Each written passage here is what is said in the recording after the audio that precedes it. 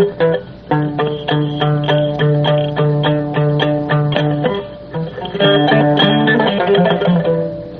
banque a pour mission de contribuer au développement économique et social du continent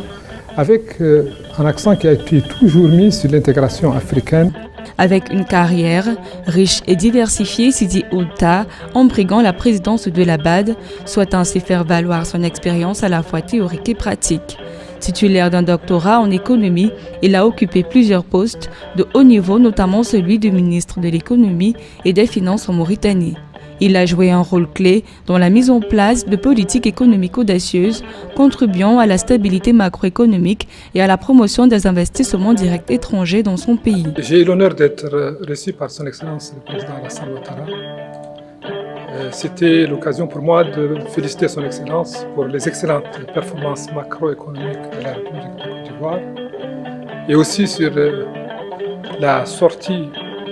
du pays sur le marché financier internationaux qui a ouvert la porte pour les autres pays africains. Et ensuite, féliciter son Excellence pour le rehaussement de la note souveraine de la Côte d'Ivoire qui traduit la confiance des agences de notation, mais aussi des investisseurs internationaux dans le succès des politiques économiques menées par ce pays. Le 29 mai 2025 à Abidjan, dans la capitale ivoirienne, le nouveau président de la Banque africaine de développement, pratiquement déjà connu, sera élu par les représentants des 81 pays membres de l'institution, dont 54 pays africains. L'économiste et financier mauritanien, Sidi Ould-Tah, puisque c'est de lui qu'on parle, selon tous les pronostics occupera le siège de directeur général de la Banque africaine de développement. L'élection du 29 juin 2025 ne sera donc sans doute qu'une formalité juridique et institutionnelle pour officialiser et matérialiser par un vote le choix sur le candidat mauritanien qui a plusieurs longueurs d'avance sur les autres candidats. Le candidat mauritanien qui est parrainé sur le plan politique par des chefs d'État de poids, Dramane Ouattara de Côte d'Ivoire, Ould El Ghazouani de Mauritanie, et Paul Kagame du Rwanda, est un technocrate financier qui se distingue par ses capacités intellectuelles et professionnelles, à apporter des solutions innovantes pour mettre en place des stratégies économiques avancées qui répondent parfaitement bien à l'environnement des affaires et du développement économique de ce siècle. Le candidat mauritanien, comme d'ailleurs beaucoup d'observateurs économistes et financiers de la finance internationale, se disent optimistes quant à la victoire éclatante du docteur Sidi Ould-Tah, face aux 4 autres candidats de poids, un poids qui risque bien de ne pas peser dans la balance.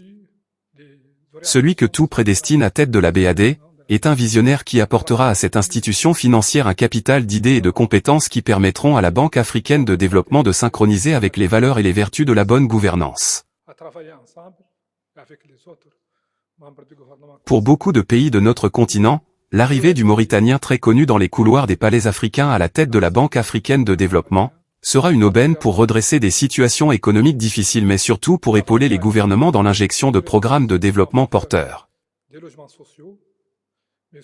La Banque africaine de développement doit s'insuffler une dynamique nouvelle dans la gestion de ses moyens. La plupart des chefs d'État africains et certains partenaires en sont conscients et c'est pourquoi, sans nul doute, à la majorité ils voteront le candidat mauritanien qui est un candidat de consensus.